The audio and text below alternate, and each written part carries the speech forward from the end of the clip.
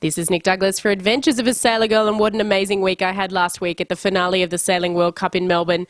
This is the St Kilda Sailing Precinct, an amazing venue for both the invited and the Olympic classes, and it was fantastic to see so many medalists make the effort to come down south.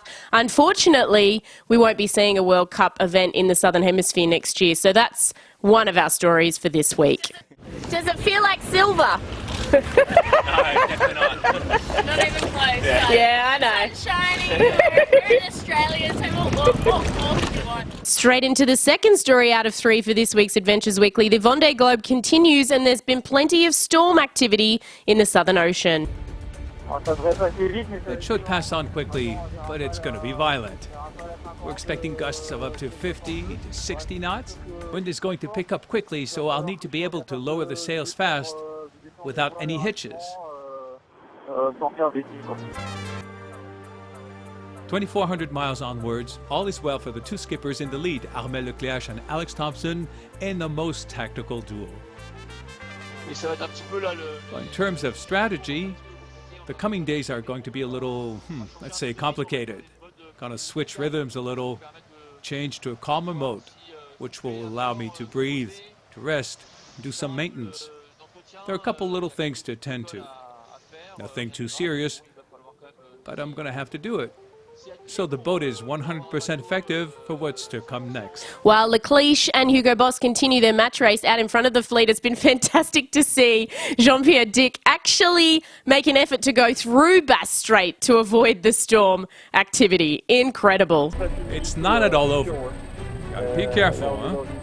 We're here in a phase. We've let things go by. Now we're moving back towards the depression in the wavy zones.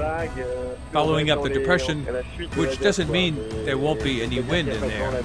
As Leclerc wished, effectively on the other side of that storm cell, there's been plenty of time for the leaders to get things back under control. Here's Alex Thompson of Hugo Boss. You know, if I haven't really had any light wind days really since the start, so this is a chance to really give the boat a bit of a health check, look around, because hopefully I'll be going around Cape Horn around Christmas time. And continuing on with ocean races in the Southern Hemisphere, the Rolex Sydney Hobart is only 10 days away, and I was live for the Big Boat Challenge on Tuesday. Just behind me here you can see Wild Oats warming up. We are live for the Solace Big Boat Race, and I'm just going to take this little opportunity. We've pulled up alongside the start boat.